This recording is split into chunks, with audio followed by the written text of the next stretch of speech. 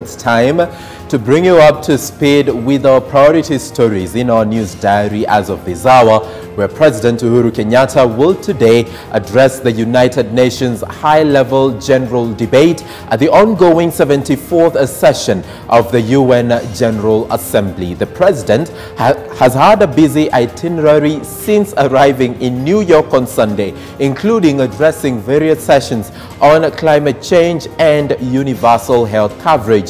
Kenyatta has also held a number of bilateral meetings with various world leaders, including UN Secretary General Antonio Guterres.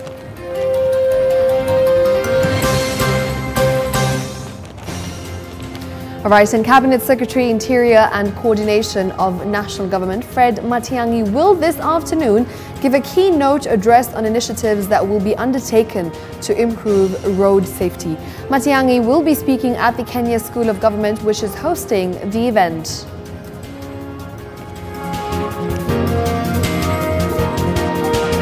Now, also today, Kenya joins the rest of the globe in marking World Pharmacists Day, whose theme this year is Safe and Effective Medicines for All. As part of events to mark this day, the Pharmacy and Poisons Board will launch 3 key pharmaceutical guidelines, namely good distribution practice, safe management of pharmaceutical waste, and transport of pharmaceuticals. The event will be presided over by Chief Administrative Secretary in the Ministry of Health, that is Dr. Rashid Aman.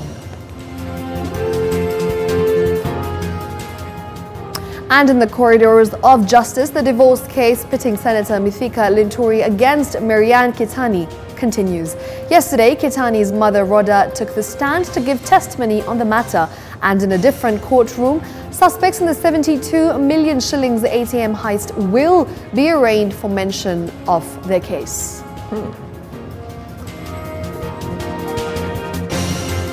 The Institute of Certified Public Accountants of Kenya will this evening hold its 3rd professional forum themed The Citizen's Role in the Fight Against Graft. The objectives of the forum include highlight the forms of corruption, trickeries played by fraudsters, enlightening members on professional guidelines on ethical conduct, and exploring ways of averting fraudulent attempts. And the Senate Joint Committees on Health and Agriculture will hold a meeting today at the Mini Chamber County Hall on the dangers of glyphosate, the ban on GMOs, and the use of Roundup herbicide. With the country frequently facing food shortages, scientists are backing genetically modified maize as a solution. However, for 7 years, tight regulations, including a cabinet ban on importation of GMOs, have limited commercialization.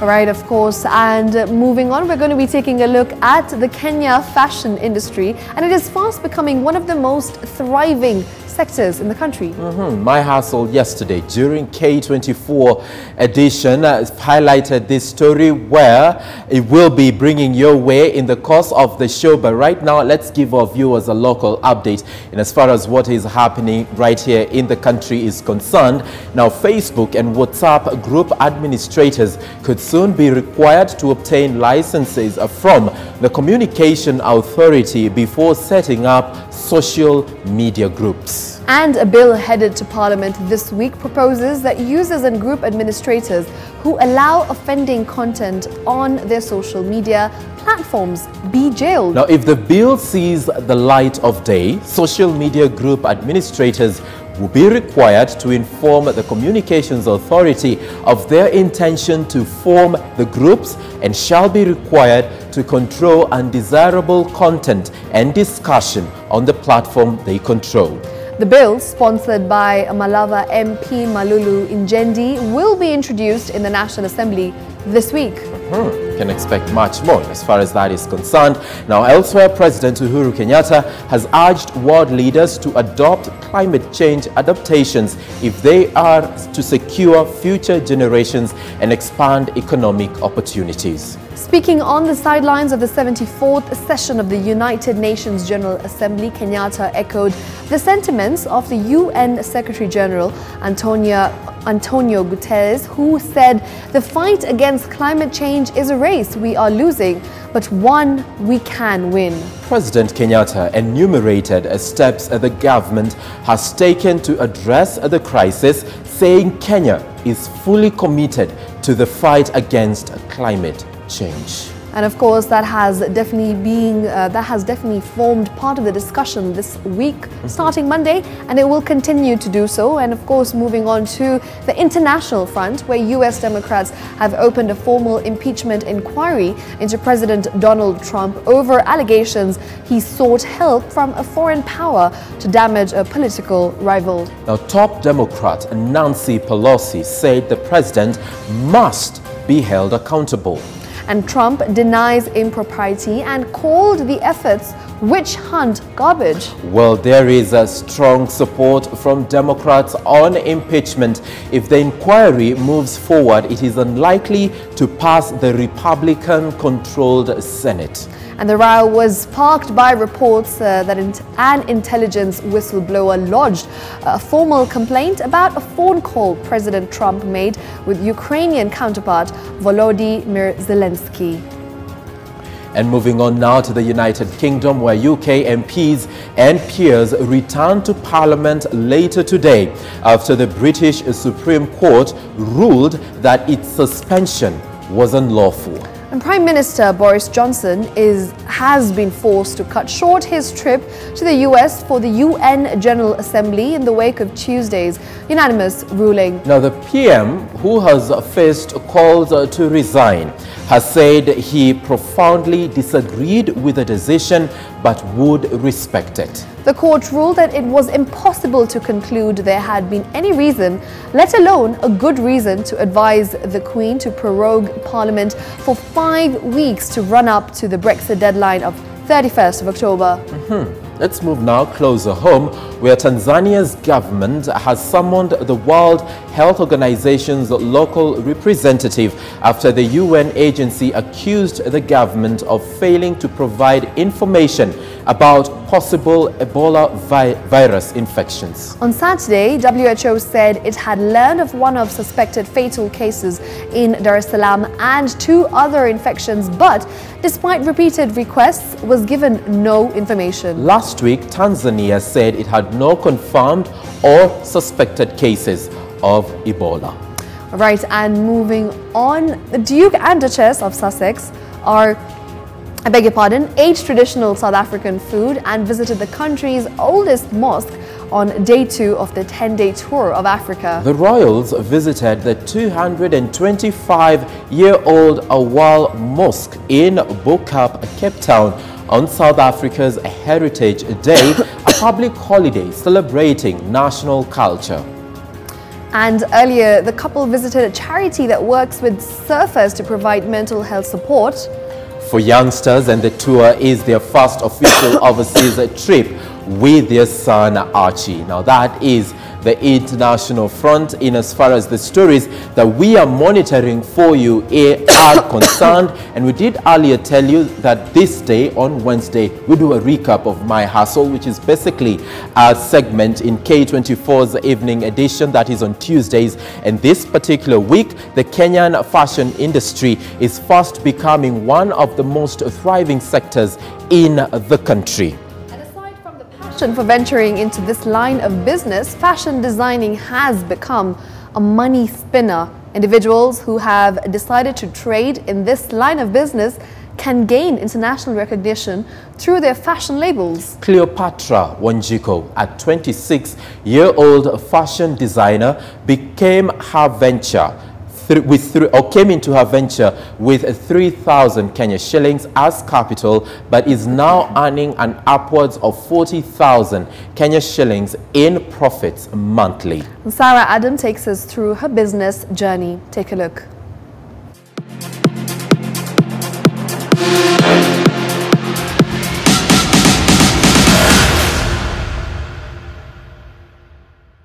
Pamba collection. What inspired this? Our motto and our theme is to embrace our African culture through use of African fabrics and beadwork. So that is what inspired me, and we want people to appreciate we've been so westernized. We want to buy all clothes from abroad, but we are trying to make people believe that they can still wear African and look good. How did you start your journey to entrepreneurship? How did you begin? I started with 3,000 shillings, and how I started with the beadwork. This is such items. I started with the beadwork, and then I came and started making shoes and customizing shoes. What did you study in school? Very interesting. Public health. Yes. While in school, you studied something totally different? Yeah. So how did your parents react to this? First, they didn't like this. My dad didn't like this, but eventually I told him that he doesn't have a choice. He needs to embrace what I'm doing. So at what point did you get your first profit? I might not know the first profit, but I can say my first sale that I made, I supplied a supermarket at Kawes. That was then. And what happened, I was just going to the supermarket, and then I decided that I can talk to the manager and ask them that I'm doing something, and I think they would really love some items and I would love to supply them. So I gave them the format, and my first sale was 9K 250. And from then, in my life, that was my first money. Pesa yenye unasema hii ni pesa yangu. Because I remember when they paid me, hata sikuwa nasalimia mtu. When you started your business, yeah, because I know everybody who has a business, yes, whether a startup or a very big business, yeah, they always face challenges. Yeah. What were the challenges that you faced? Convincing someone that you're going to part with this amount of money and get something nice has been a very big challenge. How did you inject that capital? Honestly, my business has grown, and wherever I am, even this new shop is out of what I've been selling, and then restocking and putting aside some few cash. I remember I saved at least 10K. I had saved because when I got the space, I was training and teaching myself how to sew. And from then, at least I had some few items that I had made from home. So I moved with the stock, the few items, probably one t-shirt, one hood to the shop. Nobody was doing that.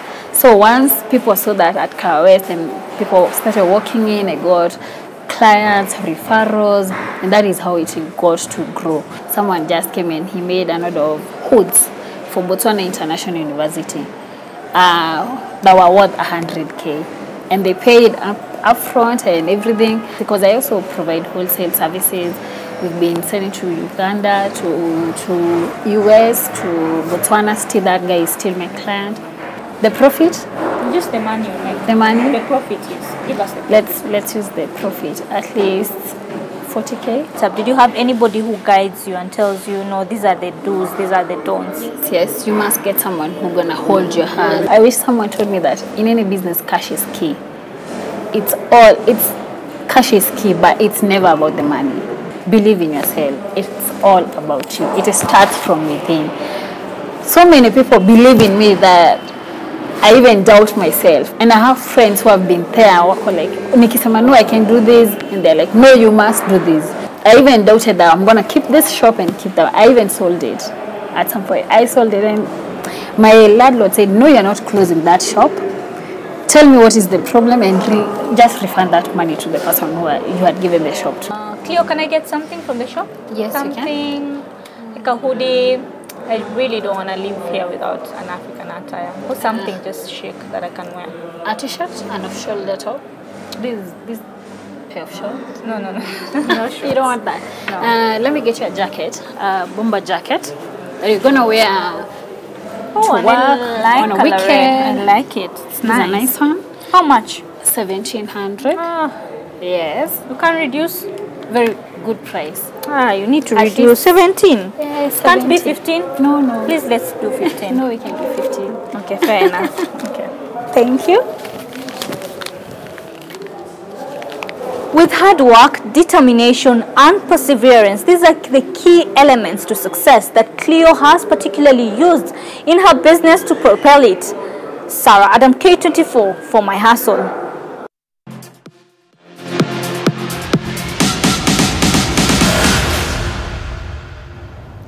Should we? And I have to say that Sarah Adams is quite the hustler herself, bargaining for that jacket there. 15.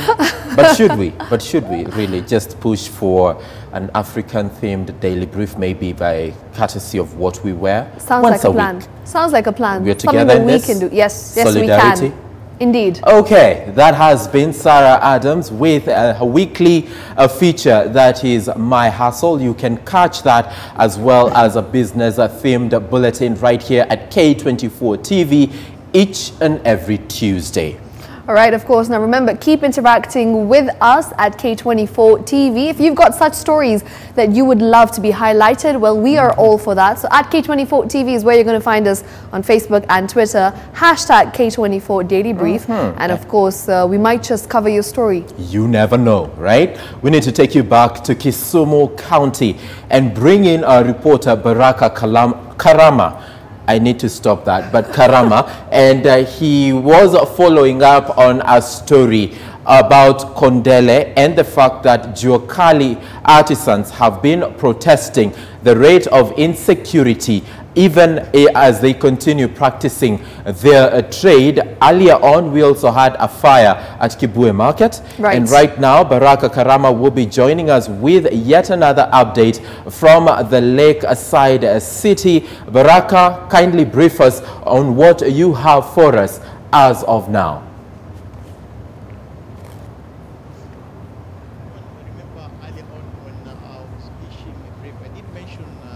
Involving 6 members of the Kisumu County Assembly who was supposed to appear before the DCI, and later on they're supposed to be charged in court. Actually, the 6 MCAs did appear in court before Justice Julius Ngarngar at the Kisumu Law Court, where they had been charged with causing bodily harm to the Sergeant at Arms of the Kisumu County Assembly, George Amayo, during the scuffle that ensued in that particular assembly in 2018. Remember, this case is not the one that we witnessed recently, but rather it's a case where they were charged in court following the scuffle that occurred in that particular assembly in 2018 last year, where they did assault the Sergeant at Arms, George Amayo. So today, the MCAs, yesterday, remember, they were summoned before the DCI, and of course, the Kisumu County Police Commander did say that they come to a resolution to solve the issue internally. Actually, he said that the MCAs had said that they were supposed to resolve that issue within the assembly. The assembly has internal mechanisms that, of course, solves this particular dispute, and they did make that appeal to the DCI. And today, they appeared in court to answer to those charges that were read to them by Justice Julius Ngarngar. And strangely, or of course, we didn't expect that, but George Amayo, the Sergeant at Arms, has withdrawn that particular case. He has officially withdrawn that particular case, and that means that the MCAs who were charged have been released unconditionally. Of course, they say that the assembly had already made a decision to resolve that dispute internally, so that case will not go on as it had been planned. So the MCAs, the 5 MCAs, including Seth Kanga, the MCA for Milimani Market, Milimani Ward in Kisumu, and Joseph Fulale, the MCA for Nyalenda B, and Ojuang Ogendo, the MCA for Nyalenda A, alongside Gad Olima, have been released. And of course, they have all the reasons to smile today after that case has been officially withdrawn by the Sergeant at Arms, George Amayo. Remember, Kisumu County Assembly has been making headlines in the news for all the wrong reasons. Just last week, we saw the MCAs engaging in a scuffle as they ejected the deputy speaker, but then Roy Samo. After that, they elected Alicia Raro as the acting speaker.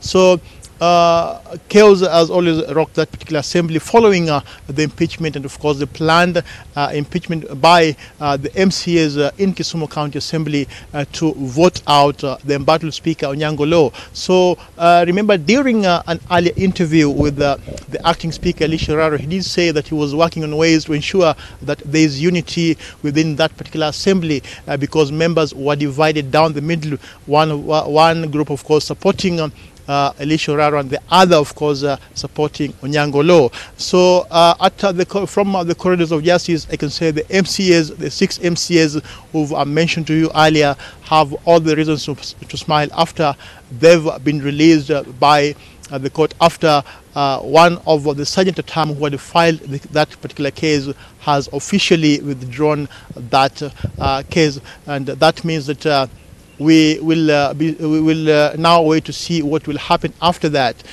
So that's it from the corridors of justice, and we'll be getting reactions and, of course, other comments from the leadership of the county assembly as far as that particular case is concerned. But what I can confirm is that the 6 MCAs have all the reasons to smile after the sergeant at arm, George Amayo, has officially withdrawn that particular case. Back to you. Well, that is Baraka Karama from Kisumu. The 6 MCAs have a reason to smile because they were supposed to be charged in court for allegedly assaulting the sergeant at arms, and one would wonder what is happening with the county assembly of Kisumu. And it seems like it's an ongoing scenario, and of course it has been happening for quite some time. It has been ongoing, and I guess only time will tell if finally there is an agreement and of course there is a solution moving forward. And on that note, it's time for us to take a short break, and of course we'll be right back in just a moment.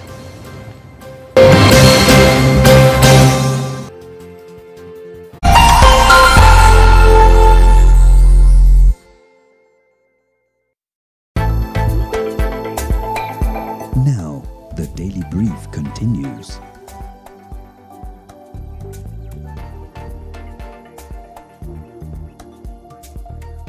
Next, updates on